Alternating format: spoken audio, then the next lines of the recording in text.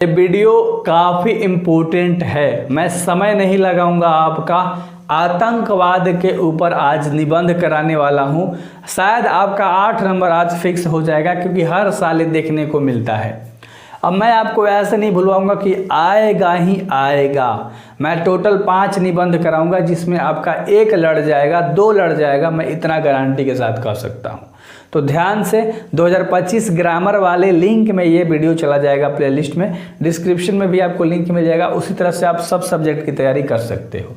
आतंकवाद के ऊपर हमें निबंध लिखना है, तो सबसे पहले आतंकवाद क्या है उसे बताना है।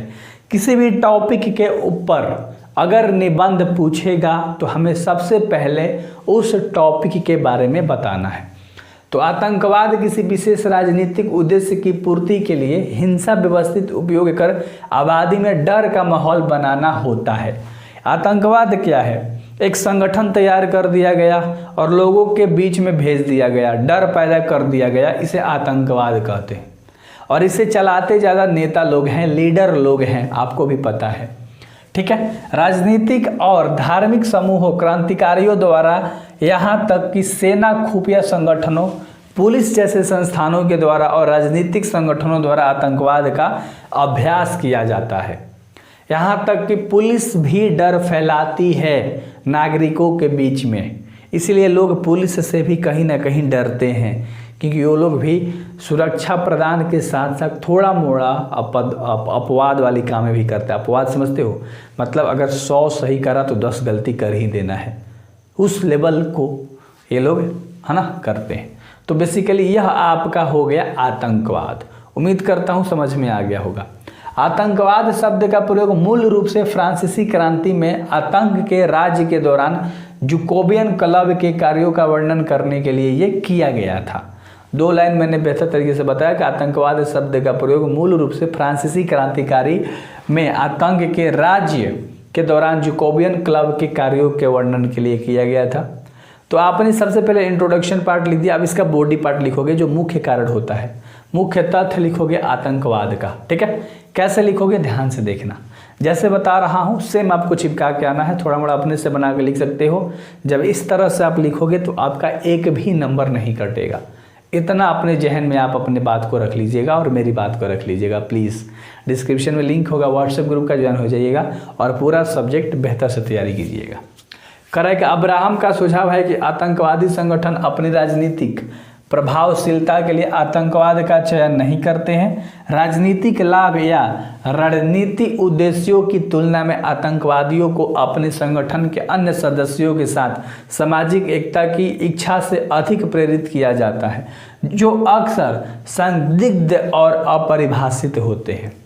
समझ में आया? तो इस तरह से आपको लिखना है। आगे आप 3 लाइन और लिखोगे कि इसके अतिरिक्त माइकल मोसेउ का विचार एक देश के भीतर अर्थव्यवस्था के प्रकार और आतंकवाद से जुड़ी विचारधारा के बीच संबंधों को दर्शाता है। कई आतंकवादियों का घरेलू हिंसा का भी इतिहास है, अपने घर का भी इतिहास है, बहुत सारे लोग ऐसे हैं। तो आतंकवाद का शिकार बहुत सारे लोग हुए हैं, है ना। तो ये बॉडी पार्ट था बेसिकली, आपने देखा और आपने समझा, हर चीज़ आप बना सकते हो।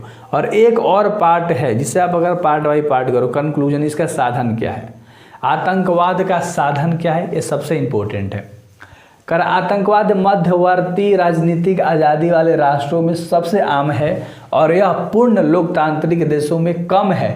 नागरिक स्वतंत्रता, लोकतांत्रिक भागीदारी और आतंकवाद के अस्तित्व के बीच में भी संबंध है, याद रखिएगा। इसके अतिरिक्त आतंकवादियों द्वारा उत्पन्न खतरे एक वास्तविकता है, यानी आतंकवाद लोग जो खतरा उत्पन्न करते हैं बिल्कुल सत्य बात है, ये उनके खिलाफ की गई कार्रवाई को सही ठहराता है। इसके बावजूद खुफिया संगठनों और सुरक्षा कर्मियों के प्रयासों से उन नागरिकों की नागरिक स्वतंत्रता पर प्रतिकूल असर नहीं पड़ता है या पड़ना चाहिए जिसकी वह रक्षा कर रहे हैं। इसलिए सुरक्षा और अधिकारों के संरक्षण के बीच बनाए रखने का प्रयास सर्वोपरि होना चाहिए। तो देखो, हर चीज़ का एक निवारण होता है और आतंकवाद का भी निवारण है, लेकिन कभी हो नहीं सकता। जब तक ये लीडर रहेंगे, जब तक ये नेता रहेंगे, तब तक आतंकवाद बढ़ता रहेगा। इतना याद रखना। अगर मान लो कहीं ख़त्म हो रहा है तो कहीं उत्पन्न होगा, कहीं ख़त्म हो रहा है तो कहीं उत्पन्न होगा। मेन बात ये है। तो आतंकवाद आपको समझ में बेसिकली आ गया एंड आई होप कि आपको ये अच्छा लगा होगा। और निबंध 1 मैंने कराया, टोटल 5 निबंध कराऊंगा, इतना याद रखिएगा। सो बेस्ट ऑफ लक मेरे भाई, मिलते हैं अगली वीडियोज़ में। प्लेलिस्ट का इस्तेमाल किया करो और अगर आपको पूरा लेना है 5 सब्जेक्ट का PDF तो इस नंबर पे व्हाट्सएप करो। 99 all subject important question answer के साथ मिलेगा तुम्हें, जहाँ से बोर्ड एग्जाम में नहीं आने वाला एक भी बाहर से। So best of luck.